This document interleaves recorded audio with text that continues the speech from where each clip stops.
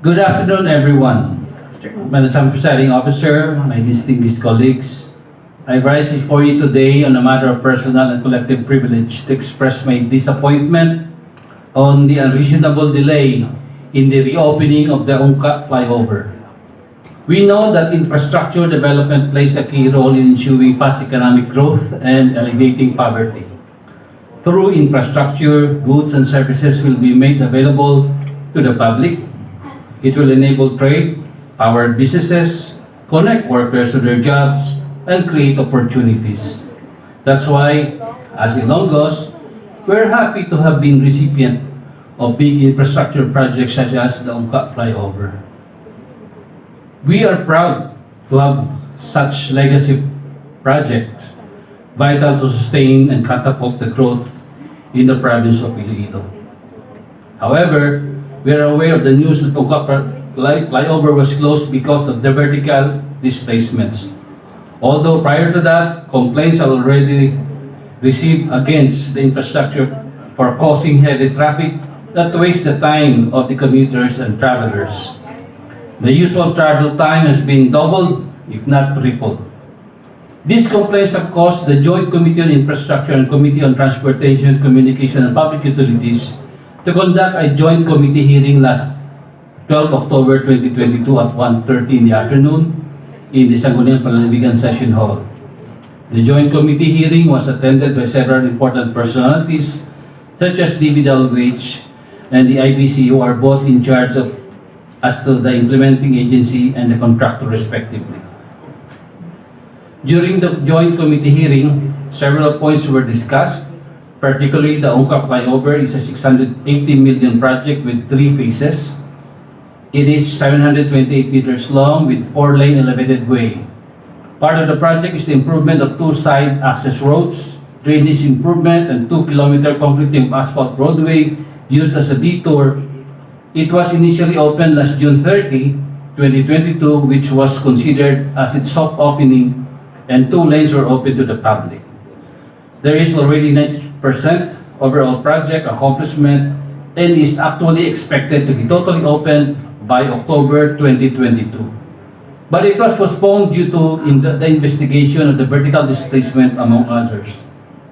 It was revealed that out of the 16 piers comprising the flyover, 3 piers were affected by the vertical displacement, particularly piers number 4, 5, and 6. The displacements were said to be minimal and can be seen by the eyes. These are around 3 mm, 1 mm, 4 mm, and sometimes 0. At least 10 days of initial observation likewise revealed that the displacement was progressing.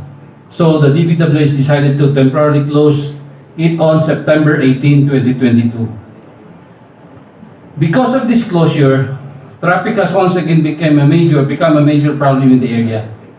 I actually tried to discover the root cause of the problem during the committee hearing, whether it was the issue on the implementation or the issue of the design. While DPWH did not categorically answer about the design, logic would dictate that if they have used the same materials, done the same processes, same equipment, and the same people in all the piers, then there is a problem in the design.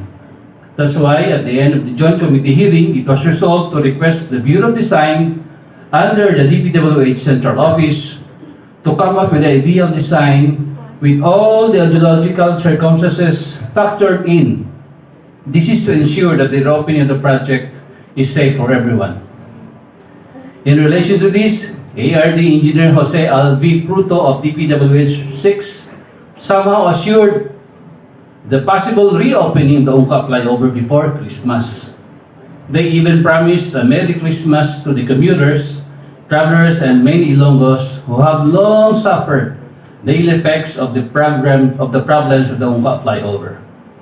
However, I recently received a letter from DPWH Regional Office 6 saying that they cannot fulfill this assurance as they cannot set timelines and or targets as of the reopening of the flyover, which gives truth to the saying that promises are meant to be broken.